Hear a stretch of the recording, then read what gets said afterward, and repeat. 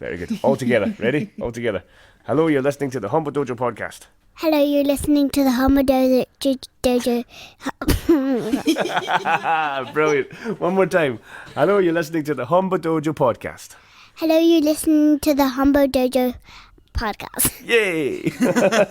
Good job. Good job. That teeny tiny little voice there was little Eve, who showed up tonight with, unfortunately, due to the summer schedule, there's no class on it. She showed up for class with no one here, so we thought, why not make her famous and be the first kid voice on the Hombu Dojo podcast. So thanks to Eve for that little intro there. That was so cute. She is the cutest little white belt I've ever seen in my life. Very cute. 3 stripes now. Oh, damn. She's got 3 stripes on her white belt. 3 stripes. Yosh. Ah, it's great. I haven't seen her over the whole summer. She's been away. Oh. Ah, that was nice. But hello, Roo. Hello, Ross. Hello. Welcome to episode who knows what of the Hombu Dojo podcast. We are coming to you from the Hombu Dojo in Dublin. As Per, we've just done a lovely wee sweaty boxing conditioning session. Yeah. Been ramping up, man. Like the since Italy, training has been very good. It's intensified. Yeah. Volume and volume and intensity has really ramped up. You're right. There's a lot of factors. There's the inspiration that we took from our trip to Italy. How much toughness we experienced there and how much tougher we want to get because of that. And then there's also the fact that we're on the summer schedule and we're not teaching as much and we have more time for training. I thought we'd get really lazy over the summer, but actually, train harder than I've trained in a long time. Yeah. I think it was 2 things, man. Coming off of Denmark, and I think it was I didn't realise how much focusing on grading weighed me down mentally. Yeah. I feel free to do whatever I want. And that hasn't made us lazy. In No. fact, I think going up a grade has motivated us a lot. I think, that was great. I think some of the things that Rick Sensei said when we were in Denmark hit home. Yeah. With training, finding your own way and stuff was had a big impact on how I'm training myself, like what I'm thinking about when I'm on the dojo, off the dojo, and then training with Paolo's guys was I love our dojo. I love the guys that are training our dojo, but you could see there was a factor missing, I think. Yeah. In my students anyway, and my training personally, like that I don't focus on, which was just, being able to, like, just being tough, just being a bit tougher, just I love to call everyone soft. I love to, that's my phrase. Big Sean, big Sean's just, like, I always call him soft anytime we have a back and forth, the banter, but I looked and I thought, I'm a bit soft compared to some of these guys in here. Yeah. I didn't like that. It wasn't not that they beat us up or anything like that, not that they gave us a hard time. It was just evident, you could see it. They were tough guys and girls over there. Yeah, like we explained on the last episode, there were guys in there and girls in there that made us feel like babies. It was just babies are strong. I don't feel like babies. That's my ego coming into play. Well, hold on a second. Wait a minute, I ain't no baby. Didn't say I was a baby. I ain't no damn baby. It was definitely an eye opener, and it's something that I've vowed to change, and I'm trying to toughen up physically, toughen up just by making my body a bit less soft. I really love the motto we learned over there. One of Paolo Sensei's mottos was, "Be strong to be useful." Yeah, that's so nice. Good. Be strong. To be useful. You don't have to beat people up. You don't have to be a champion. You don't have to be the best in the dojo. Well, some of us do have to be the best in the dojo. But just be strong to be useful. It's a great motto. So yeah, I've been trying to toughen up my kids, and the adult classes have gotten a bit tougher. And it hasn't. What effect has that had? Well, I think first to say, one of the things that I took from training over in Italy was that the dojo atmosphere was super casual, but there was an unspoken sort of agreement amongst everyone that once they go, they go. Yeah. You know, and in the sense that Paolo, since he's not in the dojo yet, one of the senior instructors, senior grades will come in and just start the warm up, and it's the same warm up every class.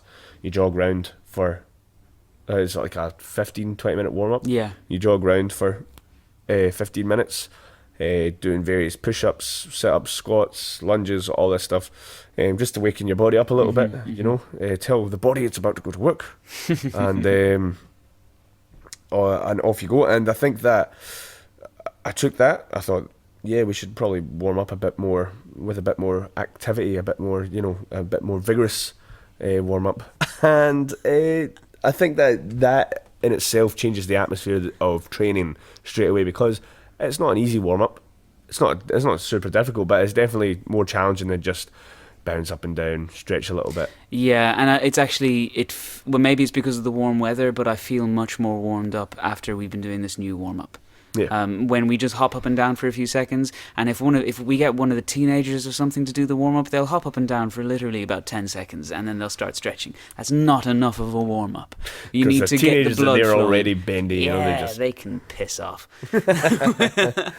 You need to get the blood flowing a bit more. And actually, last Kangeko, that's what the Swedes were saying. They were saying, you know, we don't start stretching before we do much more. You know, even the jumping up and down, they were like, how can you do this? You're bad for your ligaments, bad for your... You just start jumping without doing a proper warm-up? And I was like, well, the jumping is the warm-up. They didn't agree. Yeah. And I think that, like, because when we're normally training dojo, we're normally coming off teaching for a few hours.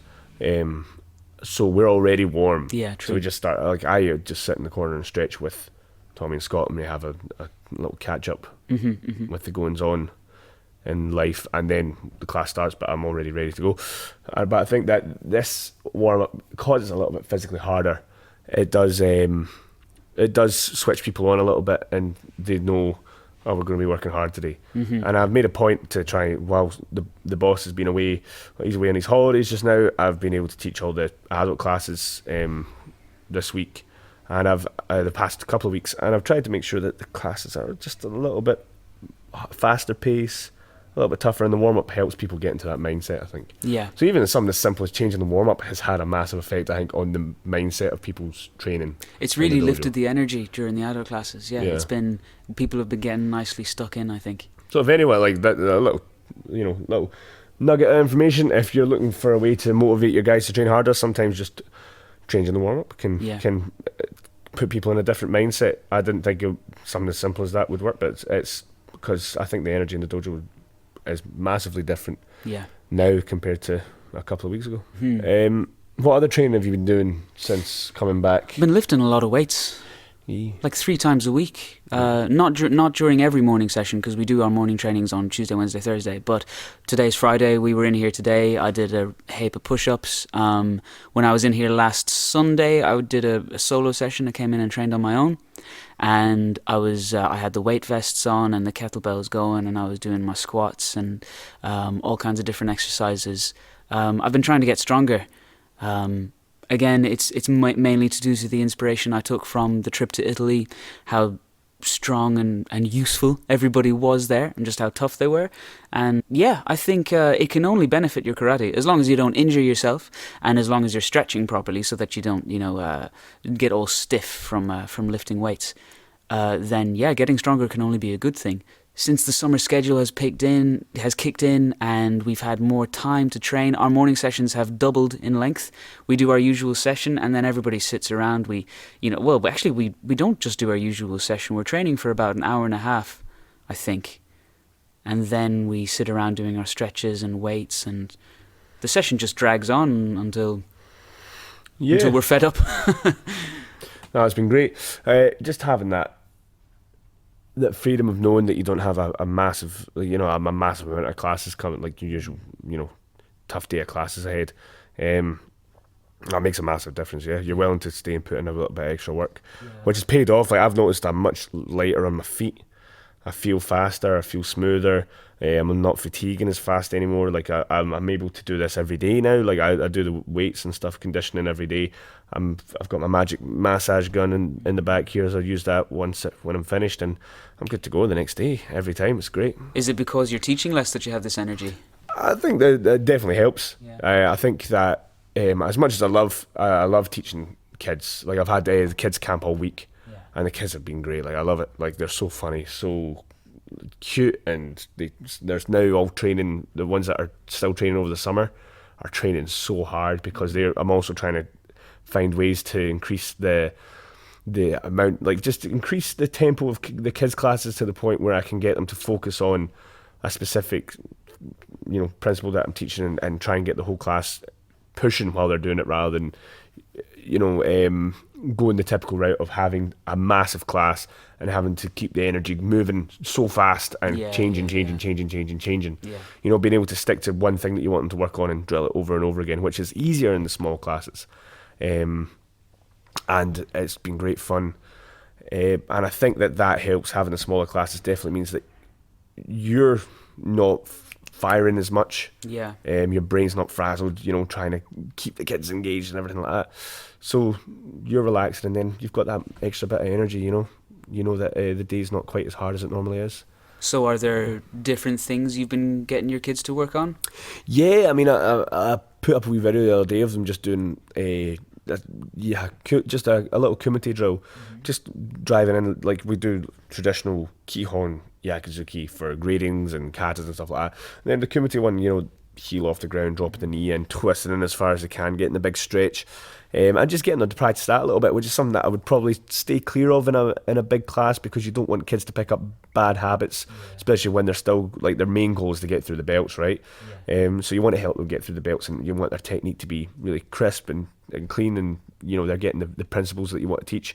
Whereas competition tends to break the sort of principles of technique that we preach in the dojo. So it's been fun to sort of do this and explain to them, in depth of what you're trying to achieve here, as opposed to how we normally practice. And I want them to take this, do this today, and then when it comes to, training for your gradings or whatever, or going back to normal training, you forget this, put it to the side. This is only for special occasions, special classes, Yeah. And what I've been able to do is just get them to focus on, for example, Yakuzuki for easily 40 minutes.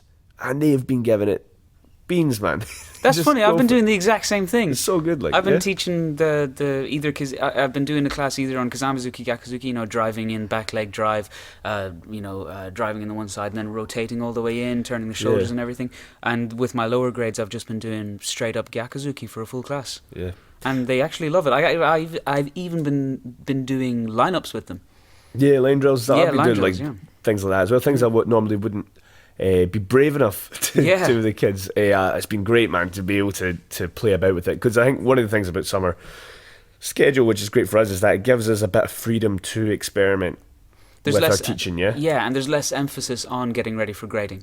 We do have a grading in September, but it's always pretty small. One of the things is, like, during term time, a lot of new kids come. Like, we have a constant wave of new beginners coming in, so you're always, like, sort of almost restarting every class the same way because of somebody new coming in. Yeah. So you have to go through sometimes the kids are funny. Some of the higher grade kids are pulling their hair, like, oh, come on, we done this last week and the week before. It's like, but I need to teach this kid to punch, otherwise, like, he's not sometimes coming I back. look at a green or a purple belt and they don't seem bothered at all to be doing Chokazuki. They just love the structure, I guess. Yeah. But it's been great fun. Having the freedom to play about with that and stuff, and the kids are I done a Tabata session with one of the kids class, and I was like, it's really hot over here, compared to the like what they're used to, so they were dropping on the floor at the end of each set, puddles of sweat, and I was like, you guys okay? Like, yeah. It's like, you're going to give up? They're like, no. And then they get up and they give it beans again. It was really cool. I didn't know, like, they would push that hard, but it's been fun to find out, and see how far you can push before they start moaning or complaining and stuff. But they've been great. None of them have said otherwise. In fact, I think they find it. It's funny because you find that they actually like the challenge. Oh yeah.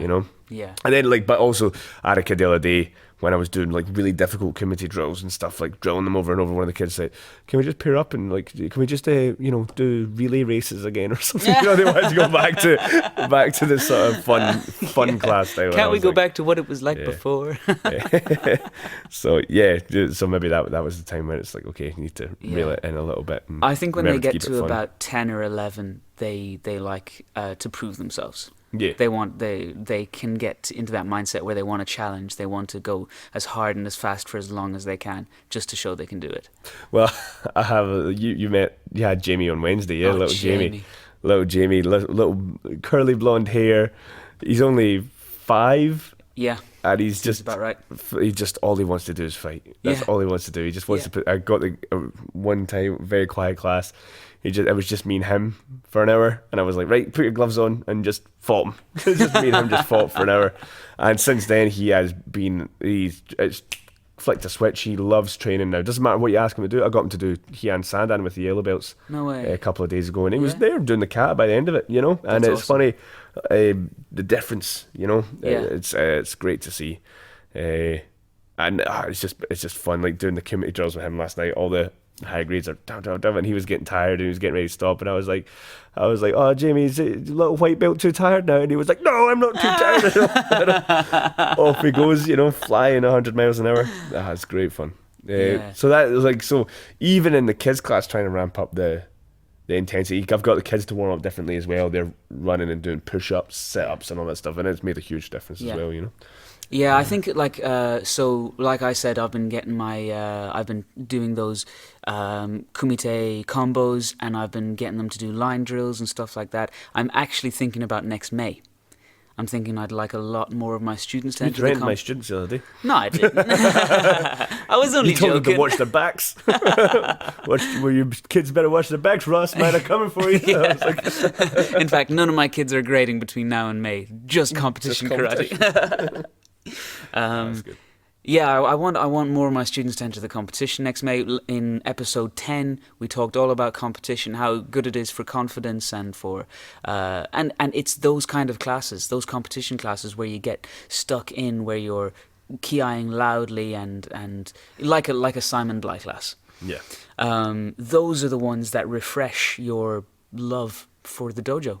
I want my kids to have both, and I think they weren't getting enough of those getting stuck in kind of classes. Yeah, I think one of the things that I've realised with the kids that I teach is like, you want to teach them the correct principles and stuff, and we have our magic formula to do that. And the kids who train hard will progress really quickly and do really well. Like little Sam, Ben, Abigail, Bianca, there's a whole bunch of them I could name that train really hard all the time, and they're flying through the grades. They're doing really well. You couldn't be more proud of them. But the kids who don't typically just show up and train hard, their progression is much slower. And I think that having these high intensity, little bit hard, push them a little bit harder classes is what they need to sort of it's less about this is how you should move. Try and get this, focusing on technique, and more just, okay, you have to punch 10 times as fast as you can. If you're the slowest, you're out, and it's just, and all of a sudden, boom. And they might not technically be great, but if they keep training, sometimes just training that harder, faster, stronger style is needed. And that's something that I've realised, I came up through that way, and I was never technically the best compared to people who are obviously coming through training with Scott and the dojo, stuff like that. I'm sure that if you were to compare the technique of some of the kids that I teach compared to me at their age, it would be night and day difference. But I think that training hard is more than half the battle. I think that if you don't have that, I've got to teach kids to work hard. That's funny, man, because which is really difficult to do, I think. Because, just as you were talking there, I remember Guy Brodeur saying, I bring this up all the time, that speed and power are the two poisons in your karate training. Yeah. But when you're teaching kids, and you've got to foster some kind of passion inside them for training and then I suppose you have to just say, go as fast as you can, no, faster, no, punch stronger, hold the pad and say, is that the best you can do, blah blah blah, stuff like that. Yeah. Not good for polishing their waza. They're not, they're not going to improve their technique like that, but they're going to learn to love karate like that. And then later on they can worry about, Yeah, when they're going for their black belts. But then you get that double-edged sword where then, okay, all of a sudden they then start missing the mark when it comes to gradings, for example, because they're not, like, when they get to that sort of purple belt and above level, that's when, some kids start failing if they're not, hitting the standard that the dojo has, and that can be tricky, and that's when training hard isn't enough, and you need to also think about what you're doing, train, you're training hard, but let's train hard on the right things. So you still can't make showman properly. Go home and do it every day, and if you can't, if it hasn't improved by next week, then you're wasting my time and your time, because you want a great to. That's how Rue. That's every student has that moment. Rue just cut and dry, like, get out. I said that to one of my students yesterday. You did, I did. I said because I've been telling this particular student. No, now hang on. This particular student is quite good at karate. So I'm pushing them, I'm not going to say if it's a boy or a girl, pushing them to improve. And I think they're a bit complacent. So quite good is quite good, but I'll tell you after the podcast, all right? I'm guessing. Okay. I'm trying to guess. All right, so anyway, quite good, but complacent. So they're learning Tekki Shodan, and the hip movement just isn't there, the hip vibration. Just isn't there. They can do it when I say, what about the hip vibration? And they go, oh yeah, like this, and they kind of do it right. And I'm saying, you need to practice that. You need to make it really snappy and sharp. You need to have that control to go, like the Kagezuki, the Get Umbarai Kagezuki sequence, that needs to be pa-pum, pa-pum, with nice vibration, but it's not there. And I've been saying it for a long time. This kid wants to grade, and I said, you've got to practice that. And if it hasn't improved by next week, and I've told you many times to improve this, then you're wasting my time and your time. I said it in a really nice way. Okay. As nice as you can say, it is a bit of a shit thing to say to a kid. I'm saying you're painting a very dark picture of yourself. Yeah, it's a bit of a shit thing to say to a kid, but I was being sincere. He's great with kids, folks. I was trying to be sincere, and they take their karate seriously. The student does. So, yeah, I think it was an okay thing to say. I wouldn't say that to any student. So of course you can push some when you're comfortable with your students. You can, which ones you can be stricter with and push a bit harder, and some of them need a bit more of a helping hand. But there's nothing worse than when somebody's naturally good, without trying, and then when it comes to the next level and they actually have to start trying, and they're used to just being able to do everything, and then when they can't, they don't have that switch to just be like, oh, okay, I need to get this right, because they're so used to just getting it right without putting any effort. And that's the toughest, some of the toughest cases. It's a nice. This kid is a great student. Okay, generally. I'm sure they are. Oh god. It's like there was we have some, again, I had summer camp this week, and one of the kids, we were just doing Kihon, at the start of the class, and one of the little white belt kids, dead young, only 5 or something, we were doing Shuto, and they couldn't do it. They were struggling with the back stance, the different stance, different hand positions, and it was Shuto's tricky for a white belt to wrap their head around, but especially there's brown belts, green belts, it's a big mix of grades, so they're looking at them, and then they got really self-conscious and they got upset, they started getting a wee bit teary-eyed, weepy, a wee bit oh, shame. So I took them to the side and I was like, what's wrong, what's going on? And I was like, I can't do it, and everyone else can do it. They were very upset that they couldn't do the Shuto, and I said, listen, you are trying so hard, and that is the most important thing. You're trying your best. And I got them out, and I sat everyone down, I cheered them up a little bit and made them sure they were okay, and I sat everyone down and I said, listen guys, we all make mistakes sometimes, It's how many times have I said left leg forward and Brian, you come forward with the right leg, and everyone puts their hand up, and it's am I ever angry at that? It's no. It's why not? It's well, because it's sensei, because as long as we're trying hard, it's okay. And I'm yeah. It's that way where you might say, okay guys, left leg forward and Brian, and one of the kids might do a shirogeri instead. But as long as they're trying hard, and they put everything into that kick, it might be terrible, they might have a terrible stance, all the rest of it, but if that's the best they can do, but you can tell that they're giving it beans, that's that's all you can ask for. And I think that to let the kids know that is important, that positive feedback and stuff. It's all good. But then, like you say, you need sometimes you just have to tell a kid, listen, fix that or you're banished from the dojo. But speaking of training hard, right? Yeah. People are going to be excited because we're talking about how tough we're getting. And is it Very next week? tough. 2 weeks' time? In 2 weeks' time. After my holidays. Yeah, in about 2 weeks' time, we have Shidoin Gecko, which I think translates as instructor's training. Yeah. Something like that. Something like Gecko that. is training anyway.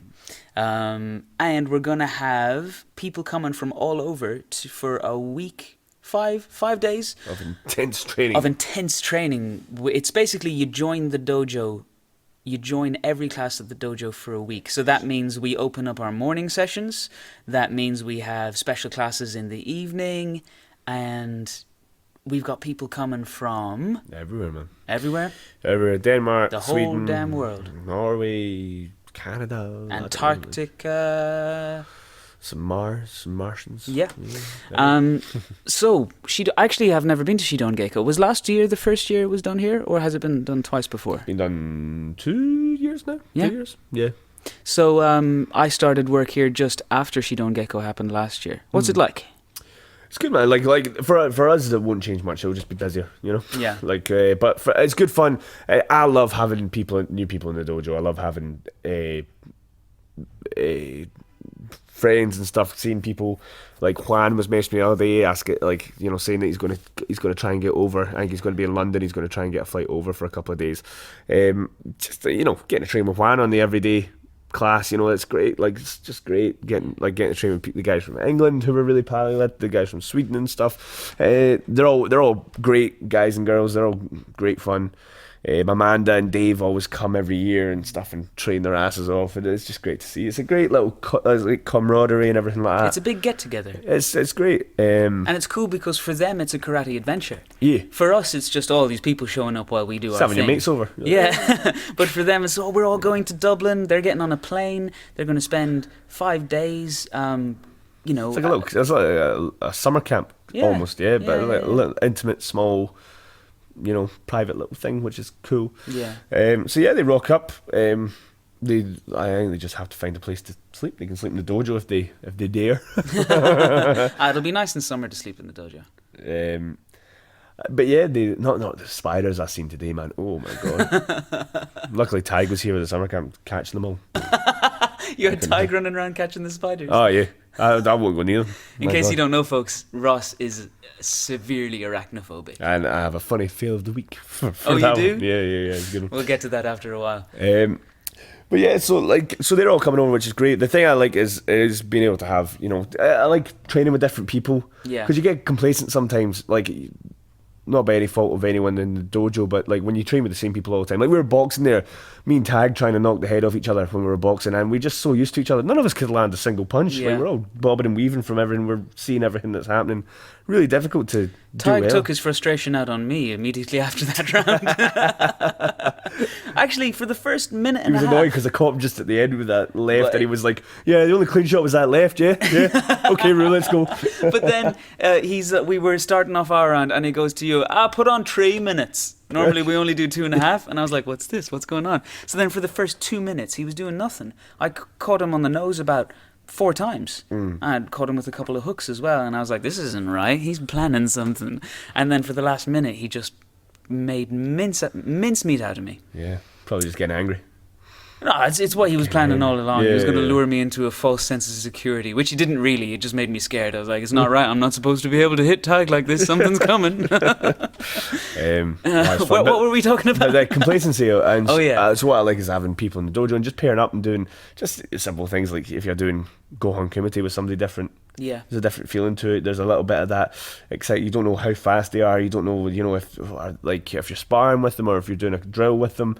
You're like, I wonder how fast they're going to be. I wonder if they can cover distance well, and you get a little bit of excitement out of that. Some like a new toy. Yeah, it's great. yeah. It's great fun.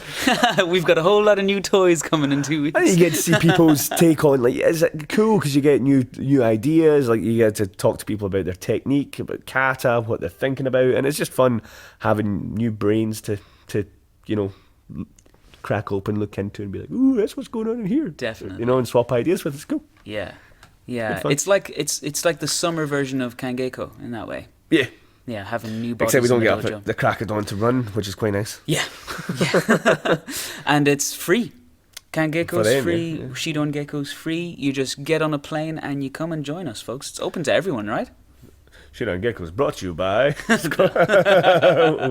We plug for it. But yeah, it's great fun, and I'm looking forward to it. The only problem is, the one downside is that the dojo is too small. Yeah. It's going to be busy, yeah? It's going to be really busy. I have no space, man. I have no space, man. Inside joke, sorry. Yeah, doing Tabata and stuff, it gets quite tricky when you've got all the bodies. The equipment there's not enough equipment to go around when we wear there's weights not or enough do weights. tubes and stuff like that. So Scott says he's going to have to be pretty inventive. We'll figure out what his plan is during the week. Yeah. But no, I'm looking forward to that. It's going to be fun. And then there's always a nice wee party at the end, and it's just Yes. nice. It's just nice. It's just nice. Just nice. But yeah, we've got, and obviously what's cool as well is that some of the people that train in the evenings in the dojo, they rock up to the morning sessions and stuff, because we open it up to the dojo as well. Yeah. They rock up to it, so they get to, those ones we put under a wee bit of pressure, They get to show think, their stuff. You can just come to the morning train. Test You their didn't mettle. get on a plane here. You're your spot. Yeah. Which is nice. Yeah, it's good fun. I think it's time to tell everybody about our fails of the week. Fails of the week. This is what we do to keep ourselves humble, folks. In fact, before we do this, Chrissy Sensei from HDKI Exeter gave us a nice Chrissy. shout out. Yeah. Yeah. She was doing a Q&A for her dojo. All her students and people on the internet had lots of questions for her about her karate life. And I asked her about the latest epiphany or aha moment she'd had in her karate life. And she said that actually she got it from us. Really? Yeah. Aw, She said that Chrissy. listening to our podcast has helped her learn to laugh at herself. Oh, Because we're just a couple of clowns. because we're a couple of idiots. Yeah. No technical. No. You just. I like how you rip the hole out yourself. So it's good. And that's what the fail of the week is all about. It's how we stay humble. Well, we Yeah, try. We admit our funny faults. Yeah. I don't have one right now. You better go first. I will go first. So it was the other night. I was in my room. I was playing the PlayStation. I know this one. And I got a knock at the door. Tap, tap, tap. Rose. I was like, what the hell's going on? I normally don't get disturbed when I'm playing my play. And I was like, what's going on? And Maya, one of the housemates, said, there's a massive spider in my room. Will you come and help me get it? And I was like, you came to the wrong door. Like, I am not the one to have arachnophobia. Like, I am terrified. I am not going to be any use. And he looked at me with these puppy eyes, like, please. I was like, okay, we had to get a ladder because the ceiling was really high. Like, her bedroom ceiling was really high. So go to the ladder upstairs to the top floor.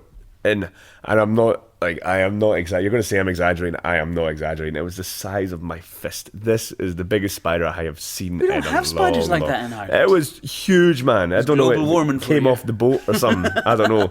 It looked like it would eat the cat if it was allowed to. If it was left to its own devices. I looked at it and I was like, oh my god, no chance. I was like, no chance. I was like, Natalia. Like, one of the other housemates. I was Natalia again. She's like, what the hell's going on? I was like, massive spider. I was like. She ran through and got her hairspray and went up, and she was, not fussed at all, like shaking and spraying it. But the thing wouldn't die. It was just like, it was just like she was emptying the kit. Some Shake, Makoto-kai spider. like, for ages or forever. And then eventually, like, it was right at the corner of the room, and it fell behind the TV, like this little tiny TV that's on a little shelf thing, and so it fell behind that, and it was at night time, so it was quite dark. The big room lights on, but yeah, it was a big room, so it would couldn't quite see. So I got my guy, give me your phone, turn the torch on, and I was like, I'll see where it fell, and I looked. And it wasn't there, and I was like, "Oh my god!" Dun, dun, Straight up onto the bed. I was like, "No!" And we were trying to look at it, like, "Oh my god, where is it?" I was terrified, man. And the two girls were pissing themselves laughing at me because, they're the ones that are maybe scared of spiders. I was killing myself. Safe to say, we eventually got it with a big boot, but it wasn't the most heroic or masculine moment of my life. But sounds like a fail. it was a fail. It was a time for the only man in the house to step up and do what a man does, and I did not. Thankfully, Natalia was there to save the day. Thank you, Natalia. It's thanks to you that Ross is still with us. The thing would have eaten me, man. No joke. Huge. Okay, my fail. It's not a huge fail, but it was a bit silly at the time. Which morning was it? Tuesday morning? Yeah. We were training away here on Tuesday. Well, we weren't training away. We finished warming up. We all stood up and we said, right, what are we going to do? And Tommy Sensei said, let's just fight. Let's fight. Let's do it. So we all paired it, which is great. My favourite morning training. Yeah, love those sessions where we just spend the full hour sparring. So we all paired up. Everything was fine, nice and relaxed. Touch, touch, touch. Ooh, ah, ee. Doing some nice sparring. And then, next thing, I was in front of Russ. And I'm like, oh, here we go. And sparring away with Russ. And he came in with some combo. And I was trying to keep the distance. So I was on my way back. I was pushing off the front foot. And while I was in the middle of that, he swept it. So my left foot is up in the air. And it catches on my right foot as I'm moving back. And I just hit the ground like... it's a good thing it's a sprung wooden floor, because it probably could have broken my coccyx. I didn't even follow up. I just started laughing. I was like, it was a really funny way to fall over. Like it was. Is it your coccyx, the tailbone? I don't know. Fine. It was like something that a Stan and Ollie skit or something. Yeah. It was a Laurel and Hardy kind of thing. I just went like a pancake. So I got back up again, and we kept sparring. And then, how did this one happen? I tried to make some distance. I tried to come in and attack. You didn't move, so I ended up with my feet really close together and far too close to you. And you gave another sweep, and this time you took both my legs at the same time. That was a bad one, yeah. That was a bad And I ended up nearly hitting the ground vertically. So it went like, there were two hits. It was like back head. And I didn't follow up on that one either. I just went, oh, Jesus, you okay? Yeah, and I made this noise as the air was expelled from my body, like, oh! I was a bit winded after that, and I had a sore head. Yeah. So yeah, I just got swept so badly twice in one session that has to count as a bit of a fail. Bit of a fail. Yeah, a bit of a fail. Can't even fall with dignity. Is there a way to fall with dignity? Sean the other day, he went down like a feather. I didn't even make a noise when he hit the ground. He just went, whoop. Ooh, some Aikido thing going on. Yeah, there. man. The perfect fall.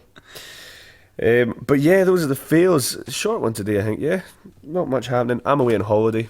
Yeah, man, you're going to America?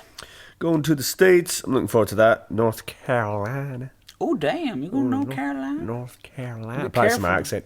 Going to North Carolina. That's pretty good. Yeah. They're going to think you're one of their own if you aren't. I don't even know if that's how they talk in North Carolina, but that's how I'm going to pronounce it. North Carolina. North Carolina. Yeah, so I'm really looking forward to that. I'm due my holiday. I had camp all week. It was great fun.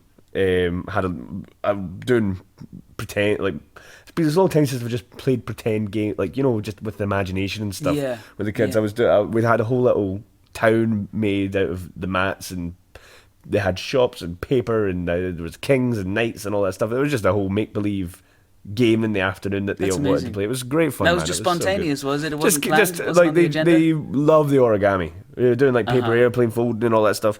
They were obsessed with it, and there was a couple of them that are like Rokodan origamis. Like, they're No way. so good. Like they're so good. Making like proper shurikens, like kill you, like, you know, and like claws and all that stuff, and planes and birds and frogs and everything. And they decided to build their own little shops and stuff. And they were like, there was a shop here and a shop there, and they're competing against each other. One kid decided to capitalize and make a bank and take everyone's gold paper money. And he would take the money and then not get the money back. He would give you like a slip that was worth what the money was. The kids invented capitalism. They Is that what did, you're saying? like, right, they did, right. I was blown away, and then they crowned me king, and I got to make knights out of everyone and command so then them there was a about. hierarchy. And then I got murdered. and Oh, betrayed damn. somebody, put somebody killed. It was very Game of Thrones-esque. Did things go a little? Was there more equality then after the monarch had been overthrown? No, because I had a prince who then got coronated straight away after, and he ruled with an That's iron how fist. it goes, Because what isn't happened it? was they wrote a little note saying that I was going to be assassinated and let it be found. So we had to find who the traitor was, Yeah. and we found the traitor. And just as I was about to have him executed, he had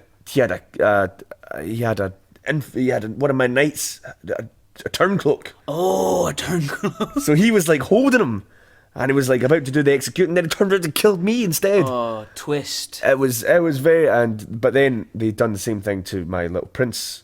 Oh, he got killed too? No. He got given the note and he just ripped it up.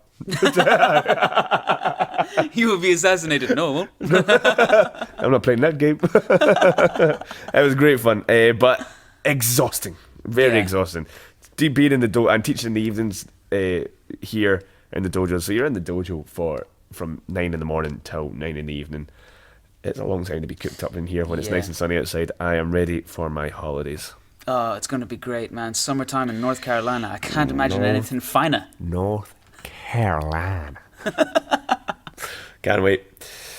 Anyway, guys. Thank you so much for listening, as always. Deep bows and woosses. We're going to have some special guests on the podcast for our next episode. Yes. Some very special guests. Special guests. So do tune in next time. Oh.